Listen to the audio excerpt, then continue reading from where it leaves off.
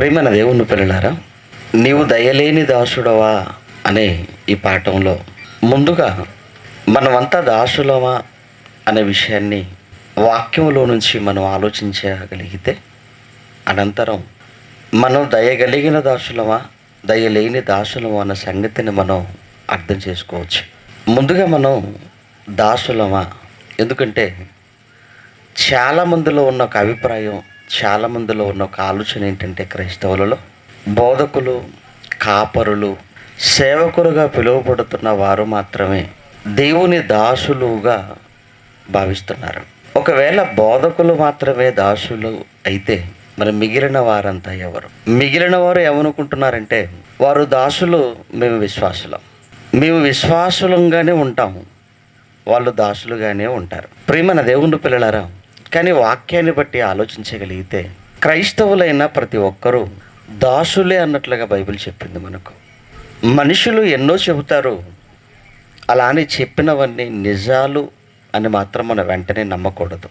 ఎన్నో వింటాం, విన్న వాటిలో ఎన్ని నిజాలు అన్నప్పుడు అన్నీ నిజాలు అవ్వాల్సిన అవసరం లేదు. మీరు ఉదయం లేచినది మొదలుకొని రాత్రి పడుకునేంత వరకు ఎంతోమంది మాటలు మీరు వింటుంటారు. మీరు విన్న మాటలలో ఎన్ని నిజాలు అన్నప్పుడు చెప్పలేము, అన్ని నిజాలు మాత్రం ఉండవు. అలానే క్రైస్తవ్యంలో వినపడుతున్న మాటలు లేదా బోధలు కూడా అన్ని నిజాలు అవ్వవలసిన అవసరం లేదు, అన్ని నిజాలు కావు. అందుకే ప్రభు అన్నాడు, మీరు ఏదైతే వింటున్నారో మీరు వింటున్నది జాగ్రత్తగా చూసుకోండి అన్నాడు.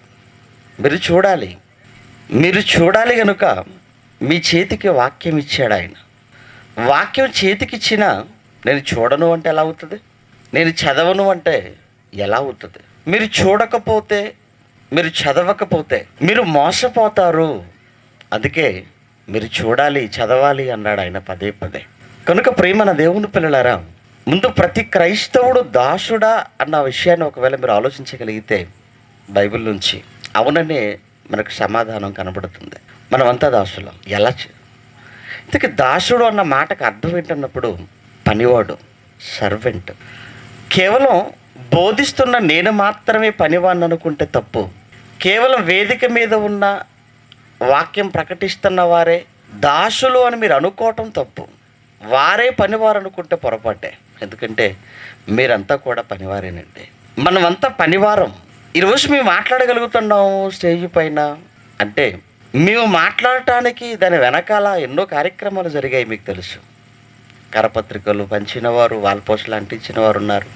అలానే టెంట్ వేసిన వాళ్ళు ఉన్నారు, పట్టాలు వేసిన వాళ్ళు ఉన్నారు, కుర్చీలు వేసిన వారు ఉన్నారు, స్టేజీ అలంకరించిన వారు ఉన్నారు. వీళ్ళంతా ఎవరన్నప్పుడు వీళ్ళంతా దేవుని పనివారు కాదా? దేవుణ్ణి బట్టే కదా కరపత్రికలు పంచారు, దేవుణ్ణి బట్టే కదా వాల్పోస్టులు అంటించారు. అదే దేవుని మీద ఉన్న ప్రేమతోనే కదా ఈ కార్యక్రమాలన్నీ చేశారు. అంటే వీళ్ళు కూడా దేవుని పనిలో భాగస్తులా? అవును. ఇవన్నీ చేయగలిగారు కనుక చివరగా మేము వచ్చి మీకు వాక్యాన్ని పంచగలుగుతున్నాం. ఒకవేళ ముందుగా ఈ కార్యక్రమాలన్నీ జరగకపోతే, మాకంటే ముందుగా వీళ్ళంతా ఈ పని చేయకపోతే, నేను ఈరోజు ఈ పని చేయలేకపోయేవాడిని, మాట్లాడలేకపోయేవాడిని మీతో. అంటే వాక్యం చెబుతున్న నేనే కాదు, నేను చెప్పటానికి అవసరమైనవన్నీ ఏర్పాటు చేసిన వాళ్ళంతా కూడా పనివారు. ఒక మాటలో మనమంతా కూడా దేవుని పనివారం. దేవుని పనివారము అంటే మనమంతా దేవుని సేవకులం. దేవుని సేవకులం అంటే మనమంతా దేవునికి దాసులం. బైబిల్లో నుంచి మీకు చూపించాలి, మనం దాసులం అని. మరి బైబిల్లో మరి మీరు చూడాలి, చూసిన తర్వాత మీరు నమ్మాలి. ఏమంటే ఒక మాట పౌలు గారు రాసిన ఒక మాట మీరు చూడగలిగితే, ఫిలిప్పీలకు రాసిన పత్రిక అపోస్తలుడైన పౌలు 1వ అధ్యాయం 1వ వచనాన్ని మీరు చూడగలిగితే, అక్కడ ఫిలిప్పీలో ఉన్న క్రీస్తు యేసు నందలి సకల పరిశుద్ధులకును, అధ్యక్షులకును, పరిచారకులకును, క్రీస్తు యేసు దాసులైన పౌలును తిమోతియును శుభమని చెప్పి వ్రాయున్నది. క్రీస్తు యేసు దాసులైన పౌలును తిమోతియును శుభమని చెప్పి వ్రాయున్నది అన్నాడు. అంటే పౌలు గారు ఎవరట అన్నప్పుడు, క్రీస్తు యేసు దాసుడను అంటున్నాడు. నేనే కాదు, తిమోతి కూడా ఎవరంటున్నాడంటే ఆయన క్రీస్తు యేసు దాసుడే తను కూడా. మేవిరువురము కూడా క్రీస్తు యేసు దాసులో మేవిరువురము కూడా. అంటే పౌలు క్రీస్తు దాసుడా? అవును. తిమోతి క్రీస్తు దాసుడా? అవును. వీళ్ళు మాత్రమేనా అన్నప్పుడు పౌలు గారితో పాటు పరిచర్యలు తిరిగిన ప్రతి ఒక్కరూ క్రీస్తు దాసులు, దేవుని దాసులు. వీళ్ళంతా పౌలు గారితో పాటు ఎవరెవరు ఉన్నారన్నప్పుడు పౌలు గారితో పాటు లూకా గారు ఉన్నారు, ఒక అరిస్తారక్ ఉన్నాడు, ఎపఫ్రోదితు ఉన్నాడు, తీతు ఉన్నాడు, తిమోతి ఉన్నాడు, దేమా ఉన్నాడు. ఎవరి వీళ్ళంతా ఎవరన్నప్పుడు శీల ఉన్నాడు. వీళ్ళంతా పౌలు గారితో పాటు పరిచారం చేసిన వారు, లేదా పౌలు గారితో జతగా పనిచేసిన వారు. అంటే ఇప్పుడు వీళ్ళంతా కూడా ఏమవుతారు అన్నప్పుడు వీళ్ళంతా కూడా క్రీస్తు యేసు దాసులు, వీళ్ళంతా కూడా దేవుని దాసులు. ఇంకొక మాట చూపిస్తాను. అపోస్తుల కార్యములు 16వ అధ్యాయం 17వ వచనంలో పౌలు ఫిలిప్పి పట్టణానికి వెళ్ళినట్టుగా మనం చూస్తుంటాం. ఫిలిప్పి పట్టణం అనగానే అర్థమి దేవి మీకు జ్ఞాపకం రావాలి. అది బహు విగ్రహారాధనతో నిండుకున్న పట్టణం. అందులో పుతోను అను దయ్యం పట్టిన ఒక చిన్నది మాట్లాడుతున్న మాట అండి ఇప్పుడు మనం చదువుకుంటున్నది. ఆ పట్టణంలో, ఫిలిప్పి అనే పట్టణంలో పుతోను అను దయ్యం పట్టిన చిన్నది, అంటే దయ్యం మాట్లాడిస్తుంది. ఏం మాట్లాడుతుందో ఆ దయ్యం మీరు చూడగలిగితే, ఆమె పౌలును మమ్మును వెంబడించి, పౌలును మమ్మును వెంబడించి ఈ మనుష్యులు, అంటే పౌలు గారితో పాటు ఉన్న మిగిలిన వారంతా, పౌలు గారితో పాటు ఉన్న మిగిలిన వారు, ఈ మనుష్యుడు అంటే ఒక్క పౌలు గారే అనుకునే వాళ్ళం. కానీ ఈ మనుష్యులు అంటే పౌలు గారితో పాటు మిగిలిన వారంతా, ఈ మనుష్యులు సర్వోన్నతుడగు దేవుని దాసులు. ఎవరండి వీరెవరు? ఈ మాట అంటున్నది ఎవరో తెలుసా? దయ్యం. దయ్యం ఏమంటుందో తెలుసా? వచ్చిన వీళ్ళు ఎవరు అనుకుంటున్నారు? వీళ్ళు మతం మార్చేవారు కాదు, మత బోధకులు కాదు. వీళ్ళు ఏమనుకుంటున్నారు? సర్వోన్నతుడగు దేవుని దాసులు. నిజమా? నిజమండి. నిజంగా అప్పుడప్పుడు దయ్యాలు నిజం చెప్పిన సందర్భాలు ఉన్నాయండి బైబిల్లో. మనిషి నోరు తెరిస్తే అబద్ధం, కానీ దయ్యాలు నిజం చెప్పాయండి. తెలుసంటే మనుషులు యేసుక్రీస్తుని చూసి ఏమన్నారు? ఒకసారి మీరు జ్ఞాపకం చేసుకోండి. యేసుని చూసి మనుషులు ఏమన్నారు? తిండిపోతున్నారు. ఇంకేమన్నారు? త్రాగుబోతున్నారు. ఇంకేమన్నారు? దయ్యం పట్టినవాడు అన్నారు, దయ్యాలకు అధిపతి అన్నారు. కానీ దయ్యం ఏమన్నదో తెలుసా? దయ్యాలు వచ్చేసి సర్వోన్నతుడకు దేవుని కుమారుడా, మాతో నీకేమి పని అయ్యా. ఇది ఎవరి డైలాగ్? ఇది మనుషులది కాదు. మనుషుల మాటలు ఎలా ఉన్నాయో తెలుసా? దయ్యం పట్టినవాడు. కానీ ఆ దయ్యాలే యేసుక్రీస్తు దగ్గరకు వచ్చి అన్న మాట ఏంటో తెలుసా? సర్వోన్నతుడకు దేవుని కుమారుడా, మాతో నీకేమి పని. అంటే యేసు ఎవరని చెప్పాయి దయ్యాలు? దేవుని కుమారుడు అని చెప్పాయి. మనుషులు ఏం చెప్పారు? దయ్యం పట్టినవాడు అన్నారు. మనిషి చెప్పింది నిజమా? దయ్యం చెప్పింది నిజమా? అంటే నిజం చెప్పింది అంటే దయ్యం. ఇక్కడ కూడా పుతోను అని ఆ దయ్యం పట్టింది మాట్లాడుతుంది. వచ్చిన వీళ్ళు ఎవరు అనుకుంటున్నారు? వీరు సర్వోన్నతుడగు దేవునికి దాసులు అంటారు. అక్కడ పౌలు గారు కూడా ఏమన్నారు? పౌలును తిమోతిను మేము ఎవరు అనుకుంటున్నావు? మేము క్రీస్తు యేసు దాసులము అన్నాడు పౌలు గారు. అలానే ఇక్కడ పుతోను అన్న దయ్యం పట్టింది కూడా పౌలును మిగిలిన వాళ్ళందరినీ కూడా వీళ్ళు దేవుని దాసులు అని చెప్పింది. మరో మాట, పోనీవండి పౌలు గారు దేవుని దాసుడేనండి, అలానే తిమోతి దేవుని దాసుడేనండి, పౌలు గారితో పాటు ఉన్న వాళ్ళంతా దేవుని దాసులండి, మేము ఆ విషయంలో మేమేమి మాట్లాడమండి. కానీ ఇంతకీ మన సంగతి ఏంటండి ఒకరు మీరు అంటారేమో. ఇప్పుడు మనం దాసులమా? మనమంతా దేవునికి దాసులం అవుతామా మనమంతా అన్నప్పుడు?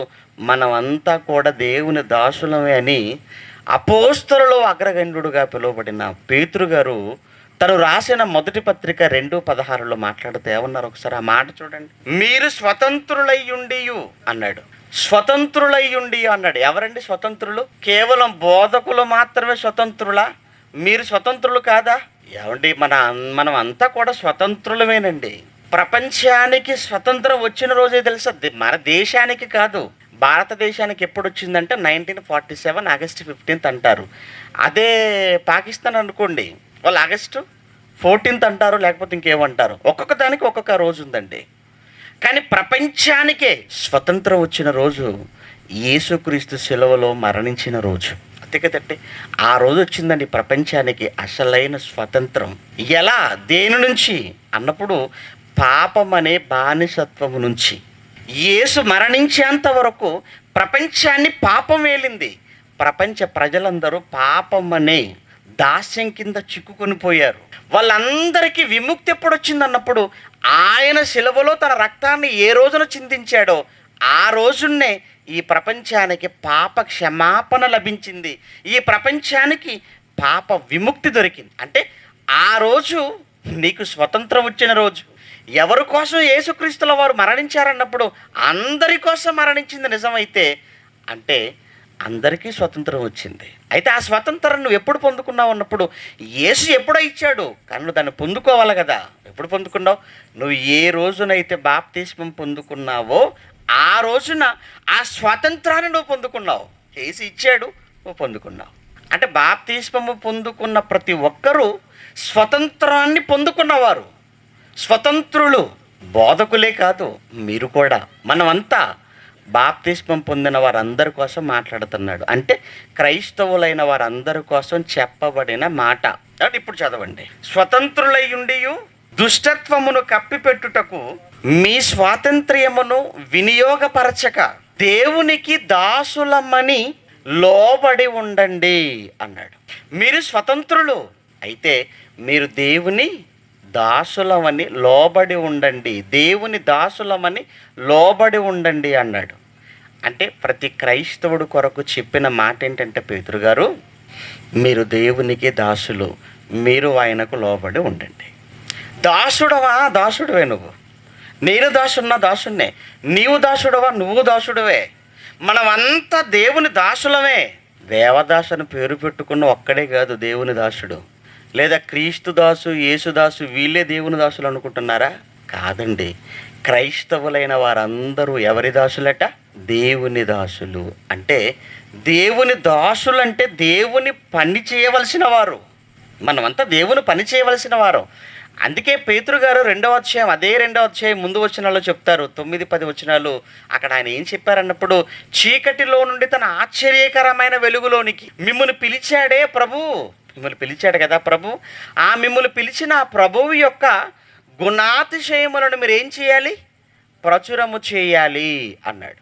ఆ ప్రభువు యొక్క గుణాతిశయములను ప్రచురము చేయాలి అన్నాడు. ఎవరిని ప్రచురం చేయమన్నాడు? ఎవరైతే చీకటిలో నుండి వెలుగులోనికి వచ్చారో. నువ్వు వెలుగులోనికి వచ్చావా? వచ్చావు బాప్తిస్మంతో. నేను వచ్చానా? వచ్చేసాను.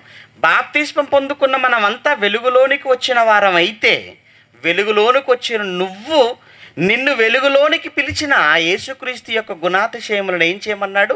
ప్రచురం చేయాలన్నాడు. అంటే నువ్వు ఎవరి పనిలో ఉండాలన్నాడు, ఎవరి గురించి ప్రకటించాలన్నాడు అన్నప్పుడు నువ్వు క్రీస్తు పనిలో ఉండాలన్నాడు, క్రీస్తు గురించి ప్రకటించాలి అన్నాడు. మరి నేను క్రీస్తు పనిలో ఉన్నప్పుడు, క్రీస్తు గురించి ప్రకటిస్తున్నప్పుడు నేను క్రీస్తుకు దాసుడను కానా? మనమంతా క్రీస్తుకు దాసులము కాదా? మనమంతా దేవునికి దాసులం కాదా అన్నప్పుడు మనమంతా కూడా దేవునికి దాసులమే. అవండి, అంతే కదండి. మనమంతా దేవుని దాసులమా? మనం అందరము దేవుని దాసులం. ఏ రోజున నువ్వు బాప్తిస్మం తీసుకున్నావో ఆ రోజే నేను క్రీస్తుకు దాసున్నైపోయాను. ఏ రోజున నువ్వు బాప్తిస్మం పొందుకున్నావో ఆ రోజే నువ్వు దేవునికి దాసుడవుగా మారిపోయావు. అసలు బాప్తిస్మం అన్న మాటకు అర్థం ఏంటో తెలుసా? బాప్తిస్మం అంటేనే ఒక బాధ్యతను తీసుకోవటం, పనిలోనికి రావడం. పాప క్షమాపణ పొందావు. పాప క్షమాపణ పొందుకున్న నువ్వు ఆ క్షణం నుంచి పనిలోనికి వచ్చావు. అప్పటి వరకు నీ పాపాన్ని అంతటిని పోగొట్టుకున్నావు, పరిశుద్ధుడవుగా లేచావు. లేచిన నువ్వు ఆ రోజు నుంచి ఆయన పనిలోనికి వచ్చావు. నువ్వు వచ్చావు అనటానికి సాక్ష్యం నువ్వు పొందుకున్న బాప్తిస్మం. అంటే ఆ రోజే మనమంతా ఆయనకు దాసులం అయిపోయాం. ఆ రోజే మనమంతా ఆయన పనివారం అయిపోయాం. అంటే ఇదంతా ఎందుకు చెబుతున్నానంటే, కేవలం బోధకులు మాత్రమే దాసులు అన్న అభిప్రాయాన్ని మీ మనసులో నుంచి తీసేయండి. కేవలం సేవకులకు మాత్రమే ఆయన దాసులు మేము కాదు అన్న తప్పుడు అభిప్రాయం, తప్పుడు ఆలోచన మీ మదిలో ఉండటానికి వీల్లేదు. బైబిల్ను పట్టిన, బాప్తిస్మం పొందిన ప్రతి క్రైస్తవుడు దేవుని దాసుడేనన్న ఆలోచన మీ మధ్యలో పుట్టాలి. అయితే ఇప్పుడు మనం దాసులం, ఇంక ఇందులో అనుమాన పట్టడానికి ఏమీ లేదు. అయితే మనమంతా దాసులం అన్నది నిజమైతే, దాసులమైనంత మాత్రాన మరలా మనకు పరలోకం అనేది మనకు దక్కదు. ఏమండి? దాసులమైనంత మాత్రాన పరలోకానికి వెళ్ళాం. ఏమండి నేను పని చేస్తున్నానండి, చాలా గొప్పగా పని చేస్తున్నానండి, నేను వాక్యం చాలా గొప్పగా చెబుతున్నానండి, వాక్యం గొప్పగా చెప్పిస్తున్నానండి, ₹1000 ఖర్చు పెడుతున్నాను, ₹1,00,000 ఖర్చు పెడుతున్నాను, నేను దాసుడినే కదండి, నేను దేవుని దాసుడుగానే ఉన్నాను కదండి, కనుక నేను పరలోకానికి వెళ్ళిపోతానంటే అస్సలు కుదరదండి. ఎందుకంటే పరలోకం అన్నది చాలా కష్టంతో కూడుకున్నదండి. చాలామంది పరలోకం వెళ్ళటం సులువని చెప్పారు, కానీ అది చాలా తప్పు. పరలోకం వెళ్ళటం చాలా కష్టం. ఎందుకంటే పరలోకానికి కొలమానం లేదా పరలోకాన్ని దేవుడు ఏదో ఒకరోజు భక్తి, 2 రోజుల భక్తి, 1 నెల భక్తి, 1 సంవత్సరం భక్తిని పరిగణలోనికి తీసుకొని ఇచ్చేవాడు కాదు. దేవుడు నీకు పరలోకాన్ని ఇవ్వడానికి నీ బ్రతుకు కాలంలో ఉన్న నీ బ్రతికిన భక్తి మొత్తాన్ని పరిగణలోకి తీసుకుంటాడు. నీ బ్రతుకు మొత్తాన్ని పరిగణలోనికి తీసుకొని దేవుడిచ్చేది పరలోకం.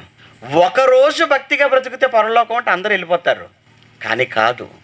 నీ జీవితం మొత్తం నువ్వు బాప్తిస్మం పొందిన క్షణము నుంచి నీవు మరణానికి వెళ్ళేంత వరకు ఈ మధ్యకాలంలో నువ్వు బ్రతికిన దినాలు ఎలా ఉన్నాయి, ఆ దినాలలో నువ్వేం చేశావు, ఎలా బ్రతికావు, దీని అంతటిపైన దేవుడు నీకు ఇచ్చే పరలోకం ఆధారపడ్డది. అందుకే కేవలం ఏదో నేను దాసుడే కదండి, నేను చేస్తున్నాను కదండి, ఇస్తున్నాను కదండి, వెళుతున్నాను కదండి, నేను దాసుడిగానే బ్రతుకుతున్నాను కదండి, కనుక నేను పరలోకానికి వెళ్ళిపోతానంటే అసలు కుదరదండి. నీవు దాసుడవు కావచ్చు, కానీ దాసుడవైన నువ్వు దయగలిగిన దాసుడవుగా నువ్వు ఉంటే తప్ప నువ్వు పరలోకంలో అడుగు పెట్టవు. నువ్వు దాసుడవు కావచ్చు, కానీ దాసుడవైన నీకు ఉండవలసిన అర్హత ఏంటో తెలుసా? దయ కలిగిన వాడవుగా నువ్వు ఉండాలి. దయ కలిగిన దాసుడవు అయితేనే తప్ప దేవుడున్న ఆ లోకానికి చేరుకోలేవు. అందుకే అందరూ దాసులు అంటే అందరూ దాసులే, కానీ అందరూ దయగల దాసులు మాత్రం కారు. కూర్చున్నారు, 100 మందిగా మీరు ఉన్నారు, మీలో అందరూ దాసులు కావచ్చు, కానీ దయగలిగిన దాసులు ఎందరూ ఉన్నప్పుడు మాత్రం చాలా కొద్ది మందే ఉంటారు. అనేక మంది దయలేని దాసులుగానే ఉంటారు, అది మాకు తెలుసు. పోనీ ఒకవేళ దయగల దాసుడైతే ఏంటండి, ఆ దయగల దాసుడికి ఉండవలసిన అర్హత ఏంటి, ఆ దయగల దాసుడికి ఉండవలసిన క్వాలిఫికేషన్ లక్షణాలు ఏంటి? ఒకవేళ లక్షణాలు చెప్పామనుకోండి, ఎవరిలో కనపడవండి, ఎవరు ఒకరిద్దరిలో తప్ప. ఎక్కువ మంది అన్ఫిట్గా ఉంటారు, చాలా కష్టం అండి. అందుకే ఎంతమంది నాయన వెళతారంటే చాలా కొద్ది మంది అన్నాడు పరలోకానికి వెళ్ళేది. తెలుసు కదండి. రక్షణ పొందువారు అనేక మంది అన్నాడా? ఎంతమంది రక్షణ పొందువారు? కొద్దిమంది. బాప్తిస్మం పొందువారు కొద్దిమంది అనలేదు ఆయన, చెప్పాడు కదండి. బాప్తిస్మం పొందువారు కొద్దిమంది అన్నాడా, లేదా రక్షణ పొందువారు పరలోకానికి వచ్చేవారు కొద్దిమంది అన్నారు అన్నప్పుడు ఏమంటే పరలోకానికి వచ్చేవారు రక్షణ పొందువారు కొద్దిమంది అన్నాడు. బాప్తిస్మం అనేక మంది పొందుకుంటారు. అందుకే ప్రవేశించాలనుకునేవారు అనేకులు, కానీ ప్రవేశించేది కొంతమంది. ఆ కొంతమంది ఎవరన్నప్పుడు దయగలిగిన దాసులు. నిజంగా దయగలిగిన దాసుడు అంటే ఎలా ఉండాలో, ఆ దయగలిగిన దాసుడికి ఉండవలసిన లక్షణాలు ఏంటో అన్న విషయాన్ని యేసుక్రీస్తుల వారు ఆయన బ్రతుకుండగా ఒక చక్కని ఉపమాన రూపంలో చెప్పినట్టుగా మనం చదువుకుంటా ఉండే ఒక చక్కని ఉపమానం. ఇంతకీ ఏంటా ఉపమానం, ఇంతకీ ఎక్కడుందా ఉపమానం అని మనం వెతికితే మత్తయి సువార్త 18వ అధ్యాయంలో ఒక చక్కని ఉపమానాన్ని యేసుక్రీస్తుల వారు మనకు తెలియచేస్తున్నట్టుగా మనకు కనబడుతుంది. ఏమంటే మత్తయి సువార్త 18వ అధ్యాయం 21వ వచనం నుంచి మనం చూడగలిగితే, ఆ సమయమున పేతురు ఆయన యొద్దకు వచ్చి, ప్రభువా నా సహోదరుడు. ఏమంటే పేతురు గారు అడుగుతున్నారండి, ఒక మంచి ప్రశ్నను యేసుక్రీస్తుల వారి యొద్దకు తీసుకొచ్చారు. అంటున్నాడు వచ్చి, ప్రభువా నా సహోదరుడు నా ఎడల తప్పిదము చేసిన ఎడల, నా సహోదరుడు నా ఎడల తప్పిదము చేసిన ఎడల. ఇది అందరికీ ఉన్న ప్రశ్ననే ఒకప్పుడు పేతురు గారు అడిగేశారండి. అంటే అందరి పక్షాన్ని ఆయన అడిగేశాడు, అంతే కదండి. అందరికి వచ్చే ప్రశ్న ముందుగా ఎవరికి వచ్చేసింది? పేతురు గారికి అండి. ఎందుకంటే కొంచెం ఆయనకు ఆవేశం ఎక్కువ.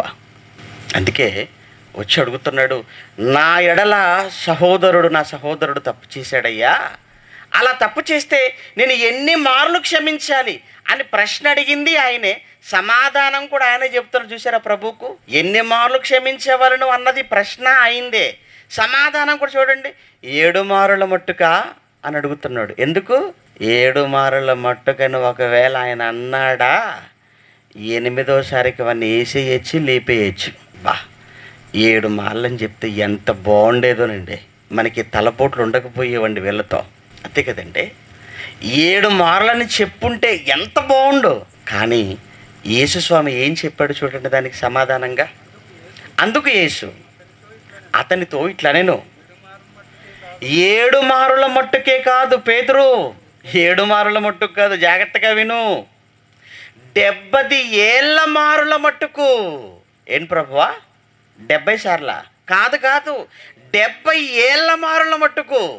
ఒకవేళ నేను క్షమించను అంటే 71వ ఏట క్షమించకు. నీకు 71వ సంవత్సరం వచ్చినప్పుడు అప్పుడు క్షమించకు వాడిని అన్నాడు. ఈలోపు వాడుంటాడో తెలియదు, ఈయనుంటాడో తెలియదు, ఎవరు పోతారో తెలియదు, అంతే కదండి. 70 ఇయర్స్. ఒకవేళ నువ్వు నీ సహోదరుని క్షమించకూడదు అనుకుంటే ఎప్పుడు క్షమించకూడదు? నీకు 70 ఏళ్ళు వచ్చిన తర్వాత క్షమించకూడదు అంటే మరి 70 ఏళ్ళ వరకు ఏం చేయాలి ప్రభువా? క్షమించు. ఏంటి 70 వరకు క్షమించాలా? 70 వరకు నువ్వు క్షమించవలసిందే అన్నాడు. ఏదైనా ఉంటే ఆఫ్టర్ 70 చూసుకో అన్నాడు. ఏం చూసుకుంటాడు చెప్పండి 70 తర్వాత ఆయన? ఒకవేళ ఆ తప్పుదేవం చేసిన వాడు బ్రతికే ఉన్నాడు, పేతురు గారు కూడా బ్రతికే ఉన్నాడు, అప్పుడు 71వ ఏట ఈయన పోయి ఏం చేస్తాడు చెప్పండి? ఆయన ఈయనకే 2 అసిస్టెంట్లు ఉంటారు పక్కన, కూర్చోబెట్టడానికి, నిలబెట్టడానికి, తినిపించడానికి, నడిపించడానికి. ఇప్పుడు ఈయన వెళ్ళి ఏం చేస్తాడు? ఏముండదండి. అంటే ఒక మాటలో నీ జీవితం మొత్తం, అంతే కదండి. 70 అంటే ఏంటండి?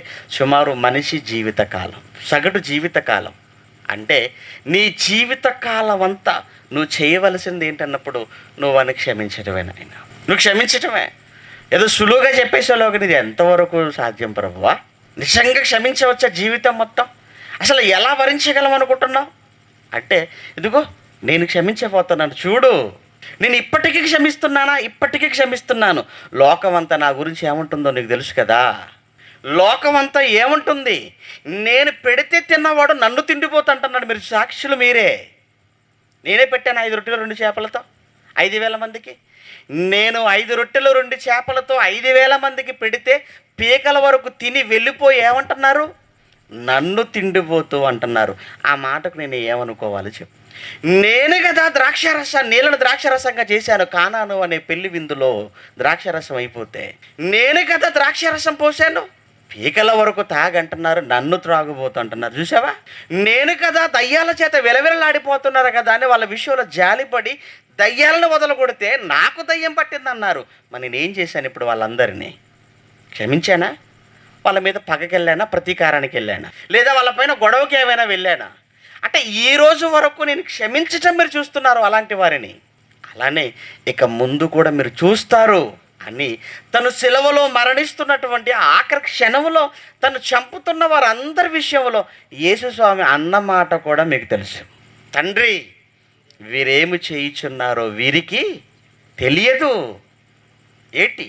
తల మీద ముళ్ళ కిరీటం పెట్టిన వాడిని, ప్రక్కలో బల్లెపు పోటు పొడిచిన వాడిని, కాళ్ళల్లో చేతుల్లో మేకులు దించిన వాడిని, కొరడాలతో కొట్టిన వాడిని, మొహం మీద ఉమ్మి వేసిన వాడిని, పిడుగుద్దులు గుద్దిన వాడిని, వీపు మీద మోయలేని శిలవ భారాన్ని మోపిన వాడిని గొలగతా కొండపైకి తీసుకొని వెళ్ళిపోతున్న వారిని వీళ్ళని చూసి అంటున్నాడు, తండ్రి, వీరు ఏమి చేయించున్నారో వీరు ఎరుగరు గనుక వీరిని క్షమించేసే తండ్రి అన్నాడండి. క్షమించాడా? క్షమించాడు. ఎప్పటి వరకు? ముగింపు వరకు. తన జీవితంలో చివరి దశ వరకు యేసు క్షమించి క్షమించి వదిలేశాడు. నిజంగా యేసు జీవితం అంటేనే క్షమ. యేసు జీవితం అంటేనే క్షమాపణతో కూడుకున్నదండి. ఈరోజు నిజంగా యేసును అంత గొప్ప వ్యక్తిగా నిలబెట్టింది ఏంటో తెలుసా? యేసు జీవితంలో ఆయన క్షమించిన ఆ విధానం, ఆయన బ్రతికిన తీరు, ఆయన నుంచి ఈ ప్రపంచానికి వచ్చిన సందేశం క్షమ. అదేనండి యేసును ఉన్నతంగా నిలవబెట్టింది. మొన్న మధ్యలో ఒక టాలీవుడ్ మంచి సినీ మ్యూజిక్ డైరెక్టర్ అండి ఒక మంచి మాట అన్నాడండి యేసుక్రీస్తు గురించి. తెలుసండి? యేసుక్రీస్తు గురించి నిజంగా ఈ ప్రపంచంలో ఎంతో మందిని చూశాను, కానీ ఏ ఒక్కరిలో లేనిది ఒక్క యేసుక్రీస్తులో మాత్రమే నేను చూసింది, నాకు నచ్చింది ఏంటన్నప్పుడు యేసు ప్రపంచానికి పెట్టిన క్షమాభిక్ష. అది నన్ను ఎంతగానో ఆకర్షించింది. ఇది ప్రపంచంలో ఇంకెవ్వరిలో నేను చూడలేదు. అదేనండి యేసుక్రీస్తును ఉన్నత స్థితికి తీసుకొని వెళ్ళిపోయింది. అదే చెప్పాడు పేతురు, 7 మరల మట్టికి కాదు 70 ఏళ్ల మరల మట్టుకు నీ జీవితాంతం నువ్వు క్షమిస్తూనే ఉండన్నాడు. నీ సహోదరుడే కదా, ఎవరో కాదు కదా, నీ ఎడల తప్పిదము చేశాడే కదా, క్షమించు అన్నాడు. అని దానికి కనెక్షన్గా, దానికి అనుగుణంగా ఒక చక్కని ఉపమానాన్ని చెప్పటం ప్రారంభించాడు. ఎందుకంటే ఉపమానం చెబితేనే కానీ మనకు అర్థం కాదు. ఉపమానాలు చెబితే తప్ప విషయం అన్నది ఇంకా మనకు కూలంకుషంగా తెలియదు. అందుకే దాని కంటిన్యూషన్గా వెంటనే కావున అని ప్రారంభించేశాడు. చూసారా? అంటే ఇప్పుడు చదువుకున్న దానికి ఇప్పుడు చెప్పబోయేదానికి చాలా సంబంధం ఉంది. అంటే ఆ మాటలకు ఇప్పుడు చెప్పబోతున్న దీనికి చాలా దగ్గర సంబంధం. ఏమండి, అసందర్భానుసారంగా మాట్లాడేవాడు కాదండి యేసుక్రీస్తు. మనిషి మాటలు అలా ఉంటాయేమో, యేసు మాటలు అలా ఉండవండి. ఏమంటున్నాడు చూస్తారండి? ఏమంటున్నాడు ఆయన? కావున పరలోక రాజ్యము తన దాసుల యొద్ద లెక్క చూచుకొనగోరిన ఒక రాజును పోలి ఉన్నది అన్నాడు. పరలోక రాజ్యం ఎవరిని పోలి ఉన్నదట? ఒక రాజున, లేదా దాసుల యొద్ద లెక్క చూచుకొనగోరిన ఒక రాజున? దాసుల యొద్ద లెక్క చూచుకొనగోరిన ఒక రాజును పోలి ఉన్నది అన్నాడు. అంటే రాజుగారు ఏం చేస్తున్నారు, ఏం చేయబోతున్నారు అన్నప్పుడు దాసుల యొద్ద లెక్క చూడటం ప్రారంభించాడు. ఏంటా లెక్క అన్నప్పుడు అందరికీ అప్పు ఇచ్చేశాడు. అప్పు తీసుకున్నారు ఒక్కొక్కరు. అందులో రాజుగారు పిలిపించాడు. పిలిపించి ఎవరెవరు ఎంతెంత అప్పు చేశారో వాళ్ళందరినీ పిలవనంచండి అన్నప్పుడు, పిలిపించండి అన్నప్పుడు అందులో అందరికంటే ఎక్కువ అప్పు తీసుకున్న ఒక వ్యక్తిని తీసుకొచ్చారండి. ఇంతకు వాడు ఎంత అప్పు తీసుకున్నాడో తెలుసా? ఎంత అప్పు చేశాడో తెలుసా? రాజుగారి దగ్గరట ఎంత అప్పు చేశాడని తర్వాత మాటల్లో ఉందండి. అతనికి 10,000 తలాంతులు అచ్చి ఉన్న ఒకడు అతని యొద్దకు తేబడెను అన్నాడు. 10,000 తలాంతులు అచ్చి ఉన్న ఒక దాసుడు రాజుగారి ముందుకు తీసుకుని వచ్చి నిలబెట్టేశారట. ఎంత నీ అప్పు అన్నాడు. నా అప్పు 10,000 తలాంతులు రాజా అన్నాడు దాసుడు. 10,000 తలాంతులు తీసుకున్నావా, చేసావా అప్పు? అవును. 10,000 తలాంతులు అంటే ఎంత అనుకుంటుంది తెలుసా? మన లెక్కలు చెప్పమంటారా, మన రూపాయలలో చెప్పమంటారా? ఏమండి, ఒక తలాంతట సుమారు 3,600 అని రాయబడిందండి. ఒక తలాంతు 3,600 అంటే 10,000 తలాంతులు అంటే 10,000 ఇంటూ 3,600 మీరు వేశారనుకోండి, 3,60,00,000 రూపాయలండి. ఎంత తప్పండి? ఎవరికైనా ఉందా ఇక్కడ కూర్చున్న వాళ్ళకి ఇంత తప్పు? ఎవరికైనా తప్పు ఉందా? లేదండి. కానీ వీడికి ఉందండి 3,60,00,000 అప్పట. ఇప్పుడు రాజు వదిలిపెడతాడా? అసలు మనం 1,000 రూపాయలు అప్పు ఉంటేనే 100 సార్లు తిరుగుతాం ఇంటికి. మనం వదిలిపెడతామండి? అస్సలు వదిలిపెట్టమండి. 1,000 రూపాయల అప్పునే వదిలిపెట్టనప్పుడు 3,60,00,000 వదిలిపెడతాడంటారా? వదిలిపెట్టకూడదు. ఏంటి మరి 3,60,00,000 రా, ఎలా కడతావు, ఎలా తీరుస్తావు? ఎప్పును తీర్చే ఇప్పుడు అర్జెంటుగా. ఎందుకంటే ఇయర్ క్లోజ్ అయిపోతుంది. ఇప్పుడు ఫైనాన్షియల్ ఇయర్ క్లోజ్ అయిపోతుంది. అకౌంట్స్ అన్నీ క్లోజ్ అయిపోతున్నాయి ఇప్పుడు. అంతే కదండి. ఎవ్రీ ఇయర్ మన దగ్గర మార్చ్ టు మార్చ్ అకౌంట్స్ అన్నీ క్లోజ్ అయిపోతుంటాయి. ఫైనాన్షియల్ ఇయర్ అంటుంటారు దాన్ని. రాజుగారు కూడా మొత్తం అకౌంట్స్ అన్నీ క్లోజ్ అయిపోతున్నాయి. ఏంటి సంగతి? అప్పు సంగతి ఏంటి? కడతావా లేదా? చెల్లించు అన్నాడట. అప్పుడు వాడేం చేస్తున్నాడు? వాడేం చేశాడట? అప్పు తీర్చుటకు వాని యొద్ద ఏమీ లేనందున. ఇదేంటండి, ఎంత అప్పు చేశాడట? తీర్చడానికి ఏమీ లేదంటున్నాడంట. అంటే ఐపీ పెడదాం అనుకుంటున్నాడా? చాలామంది అంతేనండి, బాగా అప్పు చేస్తారు. నా దగ్గర ఏమీ లేవు, మీరు ఏం చేస్తారో చేసుకొని అంటారు అంతే. చాలామంది చూడండి ఐపీ పెట్టేస్తుంటారు అంటుంటారు కదండి.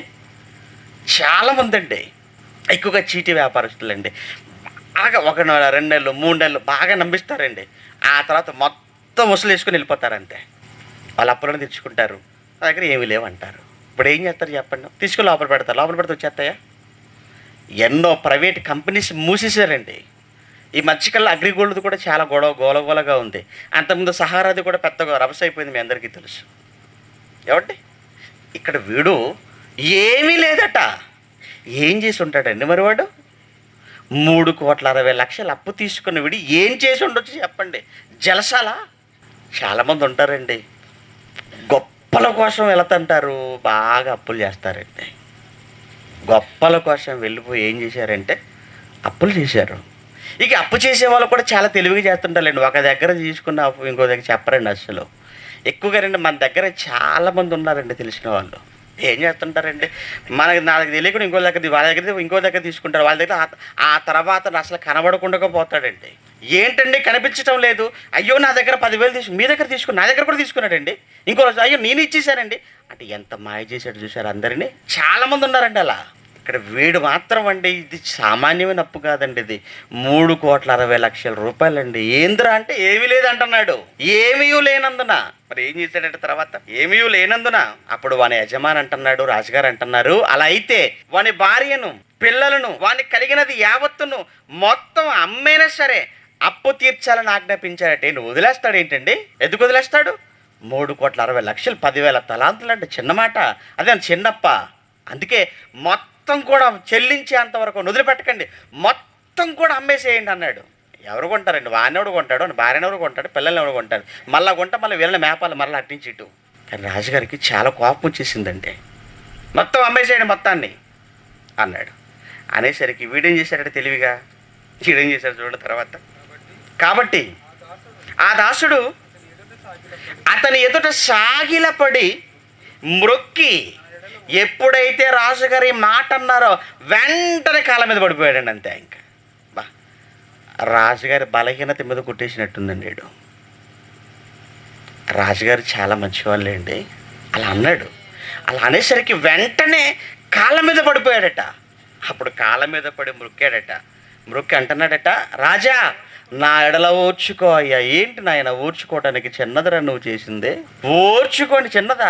₹1,00,000 ఎవరికైనా అప్పిచ్చారనుకోండి, సంవత్సరం తర్వాత ఏంటండి ₹1,00,000 అప్పు తీసుకుని ఇంతవరకు ఏమి ఇవ్వలేదంటే, సారీ అండి ఇవ్వలేకపోతున్నాను అన్నారనుకోండి. మీరేమంటారు చెప్పండి? పర్లేదండి 1,00,000 కదా అంటారా? మీరేమంటారు చెప్పండి? పోనీ మీ కాళ్ళ మీద పడిపోయి సారీ అండి ఇవ్వలేకపోతున్నాను ఏమనుకోకండి అన్నారనుకోండి. ఏమనుకోవటం ఏంట్రా బాబు, ₹1,00,000 రవి పదా స్టేషన్కి అంటారు.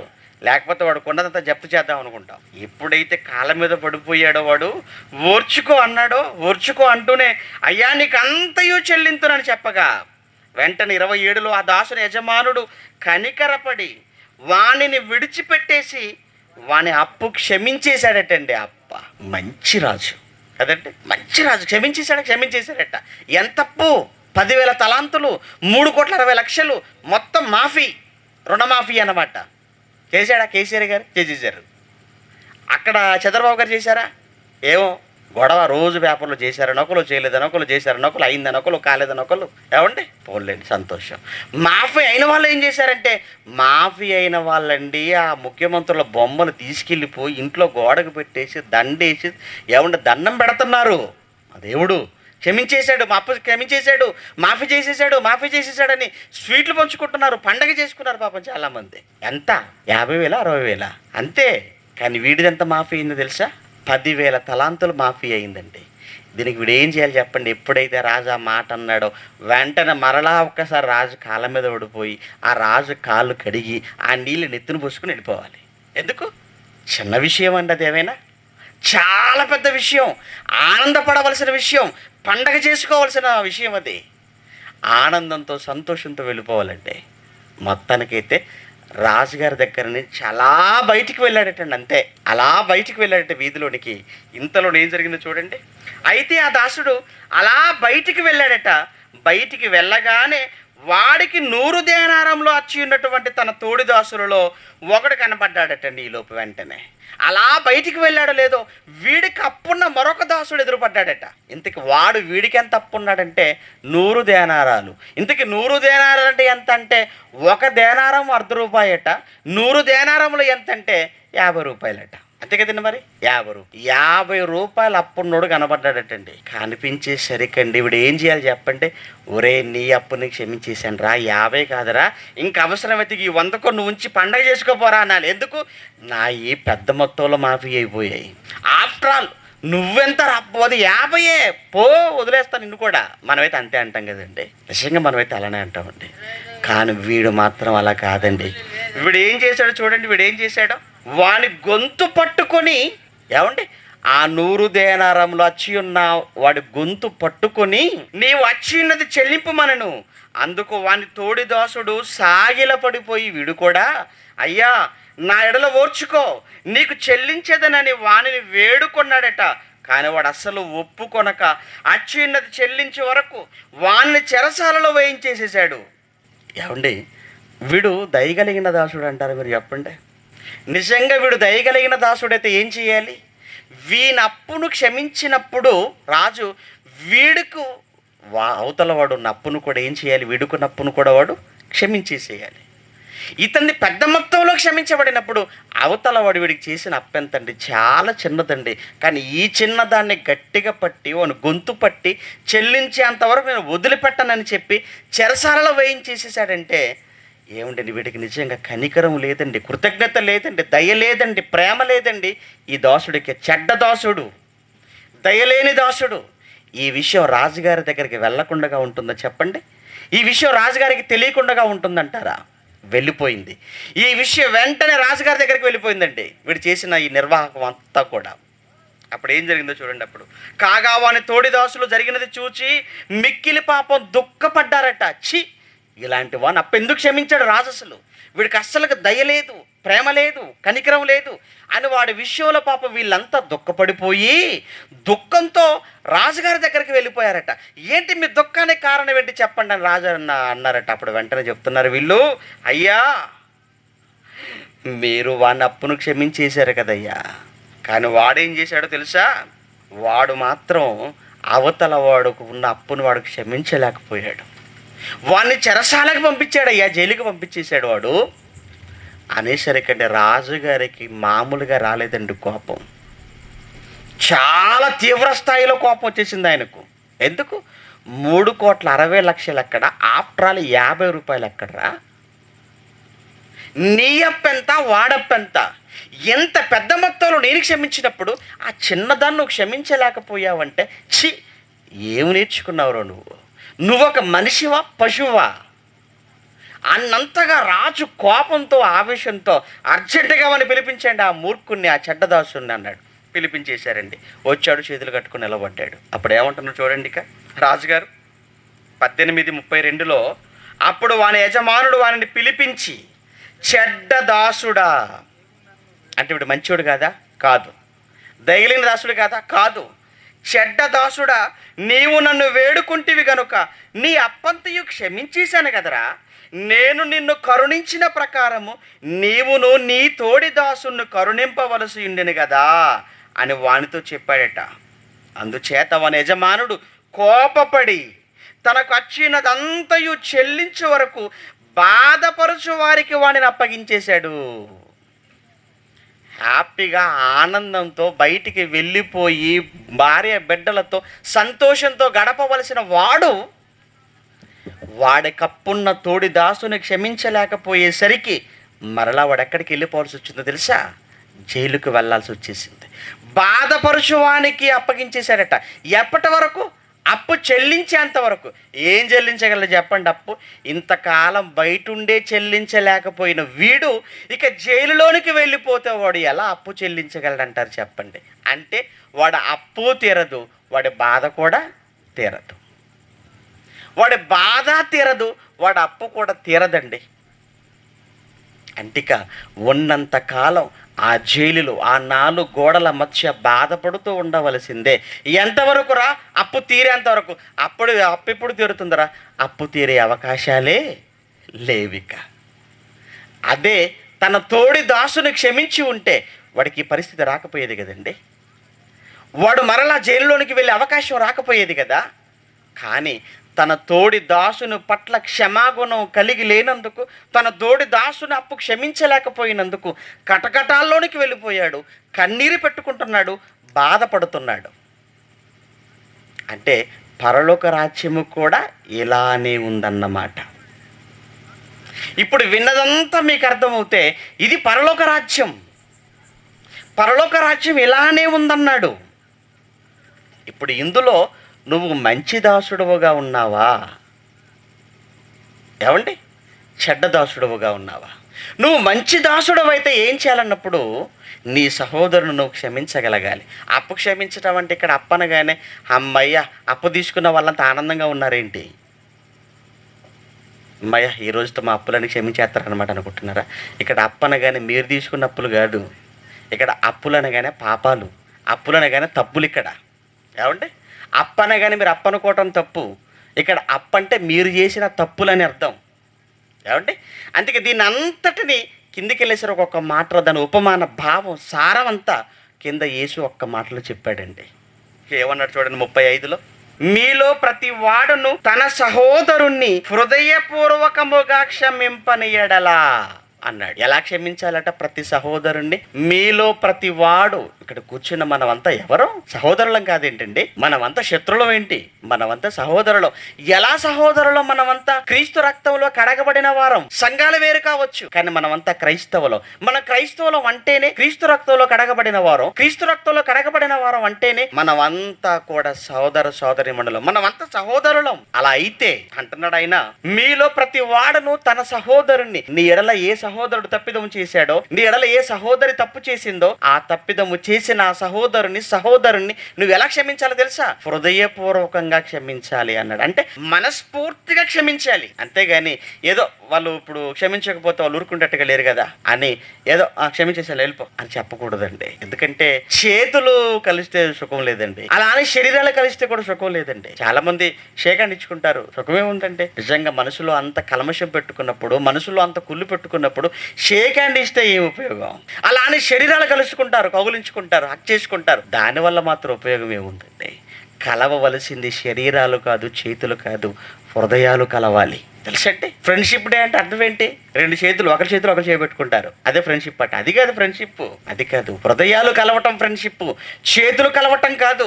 నిజంగా బైబిల్లో చక్కని ఫ్రెండ్షిప్కు చక్కని ఎగ్జాంపుల్గా నిలువెత్తు నిదర్శనంగా కనబడతారండి దావీదు యోనాతానులు. మీకు తెలుసు, నిజంగా యోనాతాను దావీదును కలుసుకున్నప్పుడట ఇతని హృదయం అతని హృదయంతో కలిసిపోయింది అని చదువుకుంటామండి. అప్పబ్బబ్బబ్బ ఏంటండి, మనసులు కలిసాయట, హృదయాలు కలిసిపోయాయట. అంటే అంత ఓపెన్ అయిపోయారండి, అంత చక్కగా. ఇక్కడ కూడా ఆయన హృదయపూర్వకంగా క్షమించురా, మనసులో అంత కల్మషం పెట్టుకొని బయటికి క్షమించేశానులే అని చెప్పకురా, చాలా తప్పది. ఎందుకు చెబుతున్నారంటే నీవు నీ సహోదరుణ్ణి నిజంగా మనస్ఫూర్తిగా హృదయపూర్వకముగా నువ్వు క్షమించితే, అప్పుడు ఆయన ఏమంటున్నాడు తెలుసా? నీవు క్షమించితే నా పరలోకపు తండ్రి కూడా ఆ ప్రకారమే మీ ఎడల చేస్తాడు. నువ్వు వాడిని క్షమించావా హృదయపూర్వకంగా, నేను కూడా హృదయపూర్వకముగా నిన్ను క్షమించేస్తాను.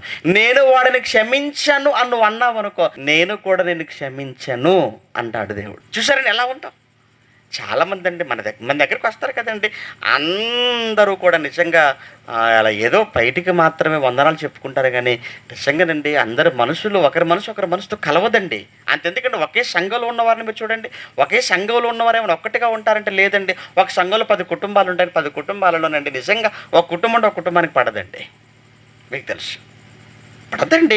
ఏదో బయటికి మాత్రమే మాట్లాడుకుంటారు, నిజంగా మనసుల్లో ఏమీ ఉండదా? మీరు ఒక్కసారి ఆలోచించుకోండి, మీ మనసుని మీరు ఒక్కసారి పరీక్షించుకోండి. ఉంటాయండి.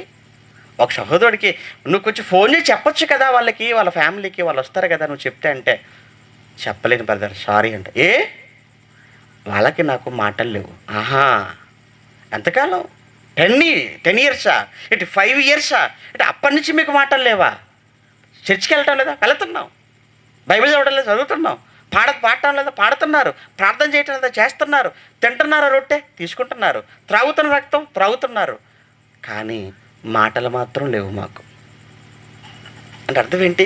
ఇంకా ఉన్నాయన్నమాట మనసులో పగలు, ఇంకా ఉన్నాయన్నమాట మనసులో ద్వేషాలు. ఈ చర్చిలోకి వీళ్ళు వస్తారు, ఆ గోడకి వెళ్ళి తల చూస్తుంటారు, వీళ్ళు వస్తారు, వీళ్ళు ఇటే వేస్తుంటారు. అంతే. చూసుకోరా, చూసుకున్నా కలవరా, ఏమంటే మాట్లాడుకోరా, చెయ్యరా అన్నప్పుడు లేదండి. ఇదంతా కూడా ఏంటండి, అవసరమా చెప్పండి? ఒకవేళ నిజంగా మీరు అలానే ఉంటే మాత్రం, మీరు అలానే ప్రవర్తిస్తే, మీరు క్షమించినంత వరకు దేవుడు మిమ్మల్ని క్షమించను అని చెప్పేశాడు.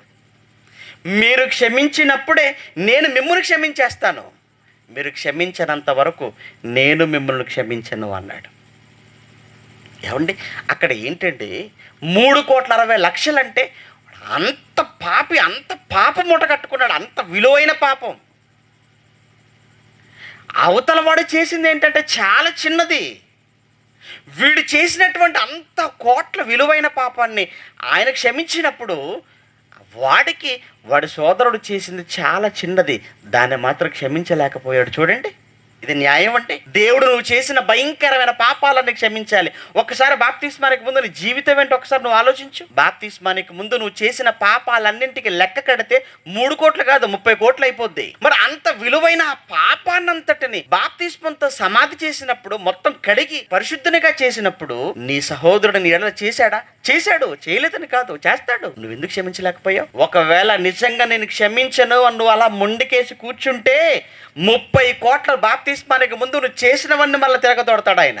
వాటిని చెల్లించేంత వరకు వాడిని ఎలా బాధపరిచేవాడికి అప్పచెప్పాడో, నిన్ను కూడా బాధపరిచే భయంకరమైన పాతాల గుండానికి నిన్ను అప్పగించితే ఏంటి నీ పరిస్థితి, ఏంటి నీ జీవితం? చిన్నది క్షమించలేకపోయాం. ఇంత దగ్గరకు వచ్చాము కానీ క్షమించలేకపోయినందుకు మొత్తం జీవితాన్ని నాశనం చేసుకుంటున్నాం. ఏముందండి పగలతో? ప్రతీకారాలు అంటారా, కక్షలు అంటారా, పగలంటారా? ఏం సాధించగలరు చెప్పండి వీటన్నింటితో? మీరు సాధించగలిగేది పాతాల గుండం తప్ప మరొకటి ఏమీ లేదు. ఇప్పటికే జీవితంలో సగ జీవితం అయిపోయింది. ఇక ఉన్న జీవితం ఎంతో తెలియదు. ఎప్పుడు కన్ను మూస్తావో తెలియదు, ఎప్పుడు గుండె చెప్పులు ఆగిపోతాయో తెలియదు, ఎప్పుడు ఏ క్షణాన ఏం జరుగుతుందో తెలియని ఈ జీవితానికి ఎవరి నాకు వాడంటే పడదండి, వీడంటే పడదండి, వాడంటే పడదండి, వాళ్ళంటే పడదండి, ఆ ఊరికి వెళ్ళనండి, వాళ్ళ కుటుంబానికి నాకు సంబంధం లేదండి. ఏంటండి మాటలన్నీ? లోకల ఫ్యాక్షనిస్టులు కూడా అలా ఉండరే?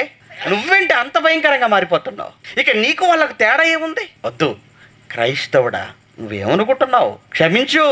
ఈ రోజు నువ్వు క్షమించినట్టు రేపొద్దు నువ్వు మరొకటి విషయంలో తప్పు చేయవా? వాడు నీ విషయంలో అలానే అంటే, నీ విషయంలో అతను అలానే ప్రవర్తిస్తే బ్రతుకు ఏమైపోవాలో చెప్పిలా. నిజంగా ఎప్పటికప్పుడు ఎవరు చేసిన తప్పిదాన్ని అవతల సహోదరుడు ఒకరు చేసిన దాన్ని మరో సహోదరుడు క్షమించుకుంటూ వెళ్ళిపోతుంటే ఇక సమస్య అనేది ఎక్కడ ఉంటుందంటారు మీరు చెప్పండి? సంఘాల సమస్యలు ఉండవండి. కానీ ఈరోజు విచిత్రం ఏంటంటే, ఈరోజు సంఘాలు ఎక్కడి వరకు వెళ్ళిపోతున్నాయి? పోలీస్ స్టేషన్ల వరకు వెళ్ళిపోతున్నాయి, న్యాయస్థానాల వరకు వెళ్ళిపోతున్నాయండి సంఘాలు. కేసులు, గొడవలు, అల్లరులు. దీనివలన ఏం జరుగుతుందన్నప్పుడు క్రీస్తుకు, క్రైస్తవ్యానికి జరుగుతున్న భయంకరమైన అవమానం కాదంటారా చెప్పండి? ఏంటండి ఆ సంఘంలో గొడవలటండి? ఆ క్రైస్తవుల మధ్య చూసారండి ఐక్యత లేకపోవటం? ఆ క్రైస్తవులు ఒకరింటి వరకు పడదట. ఈ విషయాలన్నీ చూస్తున్నవారు, వింటున్నవారు, బయటున్న అన్ని సహోదరులు వాళ్ళు ఎలా క్రీస్తులోనికి రాగలరండి? మన బ్రతుకును, మన ప్రవర్తన బట్టి చెప్పండి. వాళ్ళ దగ్గరికి వెళ్ళిపోతే ఎప్పుడు గ్రూపులండి, ఎప్పుడు గొడవలండి, ఎప్పుడు అల్లరులండి. నిజంగా మేమే చాలా ప్రశాంతంగా యేసు నమ్ముకుంటే ఏదో జరిగిపోతాం, ఏమీ జరగలేదు, గొడవలు జరిగాయి అంతే. యేసు నమ్ముకుంటే ఏదో జరిగిపోతాం, ఏమీ జరగలేదు, అక్కడ గ్రూపులు అయిపోయారు అక్కడ. దీనికన్నా నిజంగా మేమే చాలా ఉత్తమంగా ఉన్నాం, మేమే చాలా బాగున్నాం, ఇక్కడే మా బ్రతుకులు బాగున్నాయి అంటే నీ బ్రతుకును బట్టి దేవుని యొద్దకు రావాలనుకున్న ఒక వ్యక్తి రాలేకపోతున్నాడంటే ఆ బ్రతకడం కన్నా చావడం మంచిది. ఎందుకు? నువ్వు బ్రతకటం వల్ల దేవుడు కలిగిందే ఉంది, బైబిల్కు ఒరిగిందే ఉంది. నీ బ్రతుకు క్రీస్తుకు లాభం ఏముందంటారు చెప్పండి? దీనివల్ల ఏముంది? అదే అంటున్నాడు, నీ సహోదరుని హృదయపూర్వకంగా నువ్వు క్షమించాలి. ఇక నుంచి నాకు వాడితో నేను మాట్లాడను, వాడంటే నాకు పడదు, వీడంటే పడదని పిచ్చి పిచ్చి మాటలు మాట్లాడుతున్నాడంటే వీడంటే దేవుడికి పడదని ముద్ర మీ మనసులో వేసుకోండి. కయ్యనికి ఎలా ముద్ర వేసాడో మీరు మీ మనసులో ముద్ర వేసుకోవాలి వాడు మాటనగానే. అంటే వీడు దేవుడు అంటే పడదన్నమా, దేవుడికి వీడంటే పడదు, ఓకే ఇంటూ మార్క్ వేసుకోవాలి. ఏమంటే ఏం పోయిందండి? ఉన్న కొద్ది కాలం ప్రేమతో కలిసి ఉండలేరా? ఉన్న కొద్ది కాలం మంచిని పంచుకోలేరా? మమతాను రాగాలతో కలిసి ఉండలేరా? ఉన్న కొద్ది కాలం మంచి పేరు కోసం మీరు ఆలోచించలేరా? ఏముందండి? ప్రేమతో ఉంటే ఏం పోతుంది చెప్పండి? మీరు దోచుకుంటున్నారా? అసూయ లేకుండా, మనస్పర్ధ లేకుండా ఉంటే మిమ్మల్ని కొట్టేది ఎవరు, తిట్టేది ఎవరు చెప్పండి? ఇది ఏమైనా కష్టంతో కూడుకున్నదా, భారంతో కూడుకుందా? ప్రేమతో బ్రతుకుతే ఏమైనా లక్షల రూపాయలు ఖర్చు అయిపోతున్నాయి అంటారా చెప్పండి? ఏమీ లేదు కదా. మరి ఈ మాత్రం దానికి ఎందుకండి పగలు పెట్టుకోవటం? ఎందుకండి అసూయలు పెట్టుకోవటం? తప్పు చేస్తాడు, రేపు నువ్వు చేయవా? నువ్వు చేసినప్పుడు సంగతి ఏంటి? ఈరోజు చేశాడు, క్షమాపణ అడుగుతాడు, క్షమించు. ఒకవేళ వాడు అడగపోయినా క్షమించేసాయి, దేవుడు నిన్ను క్షమిస్తాడు. నువ్వు చేసిన రోజు నిన్ను క్షమిస్తాడు. మార్కు సువార్త 11వ అధ్యాయం అండి. మార్కు సువార్త 11వ అధ్యాయం 25వ వచనంలో, మీకు ఒకని మీద విరోధం ఏమైనానో కలిగి ఉన్నాడలా మీరు నిలవబడి ప్రార్థన చేయున్నప్పుడెల్లను మీరు వాడిని క్షమించండి అన్నాడండి. ఎవరి మీద విరోధం ఉందా మీకు? ఎవరి మీద విరోధం ఉందా? అంటే వారికి క్షమించేసేయి. నువ్వు నిలబడి ప్రార్థన చేయనప్పుడల్లా వాడిని క్షమించు. ఎవరు నిజంగా చెప్తున్నానంటే మాకైతే ఎవరిపైన మాకు శత్రుత్వం లేదు, ఎవరిపైన మాకు విరోధం లేదండి. కానీ మమ్మల్ని వాళ్ళు విరోధులు అనుకుంటున్నారు. మమ్మల్ని ఎవరైతే విరోధులు అనుకుంటున్నారో వాళ్ళ కోసం ఎప్పుడూ ప్రార్థిస్తూనే ఉంటావు తండ్రి. వాళ్ళు ఏదో తప్పుగా అర్థం చేసుకుంటారు, తప్పుగా అనుకుంటున్నారు, అంతే కదండి. యేసుక్రీస్తుకు వాళ్ళందరూ విరోధులు అండి. వాళ్ళు ఏమైనా యేసుక్రీస్తుకు వాళ్ళందరూ విరోధులు అనుకుంటే తెలుసండి. సిలువకు అప్పగించేది వాళ్ళే అని తెలుసు, కానీ అన్నం పెట్టాడు. సిలువకు అప్పగించేది వాళ్ళే అని తెలుసు, కానీ కాలు కడిగాడు. సిలువకు అప్పగించేది వాళ్ళే అని తెలుసు, బాగు చేశాడు. తెలీదా యేసుకు? వాళ్ళు తెలుసండి. అంటే ఈయనేమో మంచి చేస్తున్నాడు, వాళ్ళేమో ఆయన కీడు చేయాలనుకుంటున్నారు. అలానే యేసుక్రీస్తు ఏ రోజైనా వాళ్ళ పక్షాన తప్పుగా ఆలోచించలేదే, వాళ్ళకి హాని చేయాలని ఆయన అనుకోలేదే. ఇతన్ని మాత్రం వాళ్ళు విరోధులు అనుకున్నారు తప్ప వాళ్ళని మాత్రం ఆయన విరోధి శత్రువు అనుకోలేదండి. ఈరోజు మనం కూడా అంతేనండి. ఈరోజు క్రైస్తవులు అంటే మిగిలిన విశ్వాసాల్లో ఉన్నవారు అబ్బో మనల్ని టెర్రరిస్టులు చూస్తున్నట్టు వాళ్ళు చూస్తున్నారు, శత్రువులా చూస్తున్నారు మనల్ని. కానీ వాళ్ళని మాత్రం మనం ప్రేమిస్తూనే ఉన్నాం, వాళ్ళని మాత్రం మనం మిత్రులుగానే భావిస్తున్నాం. అలా క్రైస్తవులకు రాగానే బైబిల్ యూనివర్సిటీ అంటే జయశైల గారు అంటే మీకు తెలుసండి ఎలా ఉందో పరిస్థితి మీకు తెలుసు. కానీ వాళ్ళందరినీ మనం ప్రేమిస్తున్నాం. వాళ్ళు ఎన్నో అంటారు మన గురించి, కానీ అవన్నీ మనం ఓర్చుకుంటున్నాం, సహించుకుంటున్నాం, వాళ్ళ పట్ల జాలి కలిగి ఉంటున్నాం, ప్రేమతో ఉంటున్నాం, దేవుని వేడుకుంటూనే ఉన్నాం. వాళ్ళ మనసులు మార్చండి తండ్రి అని అదే నేర్పించాడు మనకు. ఒకని మీద విరోధం ఏమైనా కలిగి ఉన్నాడలా మీరు నిలవబడి ప్రార్థన చేయునప్పుడెల్లను మీరు వాడిని క్షమించండి అని చెబుతూ, ఎప్పుడైతే మీరు క్షమిస్తారో అప్పుడు పరలోకమందున్న మీ తండ్రి కూడా మిమ్మును క్షమించును. ఎప్పుడు క్షమిస్తాడట? మీరు క్షమించినప్పుడే మిమ్మును క్షమిస్తాడు, మీరు క్షమించినప్పుడే మిమ్మును క్షమిస్తాడు. నేను క్షమించను అన్ను వనకు. ఏదో సినిమాలో హీరో డైలాగ్ చెప్పినట్టుగా ఆయనకట తెలుగు భాషలో నచ్చని ఒకే ఒక పదం అట క్షమించడం. తెలుసండి, అంటే మిగిలిన పదాలన్నీ బాగానే ఉన్నాయట, ఈ పదమే బాగోలేదట. తెలుసంటే అన్నీ బాగున్నాయి, అన్నీ నచ్చాయటండి, బూతులు కూడా. ఏమండి ఇదేమైనా బూతు పదం అండి? ఇదేమైనా నచ్చకపోవడానికి? ఇదేమైనా చెడ్డ పదం అండి? మరి ఇదే ఎందుకు నచ్చలేదు? సరే దేవుడికి నచ్చేది ఏది వాళ్ళకి నచ్చదులేండి. ఏమండి దేవుడికి నచ్చేది ఏది మనిషికి నచ్చదండి. ఆయన అంటున్నాడు నాయనా క్షమించు, నాకు నచ్చదు. ఆడన్నాడు పోయాడు, నువ్వు కూడా అంటావేంటి అదే మాట? నువ్వు క్రైస్తవుడివి, నువ్వు ఆ మాట అనకూడదు. అలాగే తండ్రి క్షమించేస్తాను, ఎందుకంటే నేను క్షమించితేనే కదా నువ్వు నన్ను క్షమిస్తావు, కనుక నేను క్షమించేస్తాను. ఎలా లింక్ పెట్టాడు చూడండి దేవుడు నిజంగా. ఒరేయ్ నేను నిన్ను క్షమించాలా, అయితే నువ్వు వాడిని క్షమించు అన్నాడు. ఇలా లింక్ చేసి పెట్టాడండి. నేను క్షమించను అంటే అయితే వెళ్ళిపో, ఇక్కడి నుంచి వెళ్ళిపో, నేను నిన్ను క్షమించాను. కనుక ఇప్పుడు నిన్ను క్షమించాలంటే ఖచ్చితంగా నువ్వేం చేయాలి? నువ్వు కూడా నీ సోదరిని, నువ్వు కూడా నీ సహోదరుని క్షమించక తప్పదు అనేసాడు. కొలసీ పత్రిక 3వ అధ్యాయం 13వ వచనంలో ఎవడైనను తనకు హాని చేసినని ఒకడు అనుకొనిన ఎడల, ఒకవేళ మీరు అనుకుంటున్నారా నాకు వాడు మోసం చేశాడండి, వాడు అది చేశాడు, ఇది చేశాడు, అది చేశాడు, ఇది చేశాడు, మొత్తానికి అయితే నన్ను చాలా సర్వనాశనం చేసేసాడు అని అంటారా? అయితే ఏమంటారు చూడండి, ఒకడు ఎవడైనను తనకు హాని చేసినని అనుకొనిన ఎడల ఒకనిని ఒకడు సహించుచు ఒకనిని ఒకడు క్షమించుడి. ప్రభు మిమ్మును క్షమించినలాగున మీరును క్షమించండి. ప్రభు మిమ్మును క్షమించాడని మీరు అనుకుంటే మీరు క్షమించండి. ప్రభు నన్ను ఇంకా క్షమించలేదు అని నువ్వు అనుకుంటే నువ్వు అని క్షమించకు. ప్రభు నిన్ను క్షమించాడా? క్షమించాడు కనుక నువ్వు ఉన్నావు. ఇంకా నేను క్షమించాడు కనుక నువ్వు ఉన్నావు, క్షమించాడు కనుక నువ్వు ఇంకా ఏమంటే ఆరోగ్యంగా ఉన్నావు, ఆయుష్తో ఉన్నావు, ఆనందంగా ఉంటున్నావు.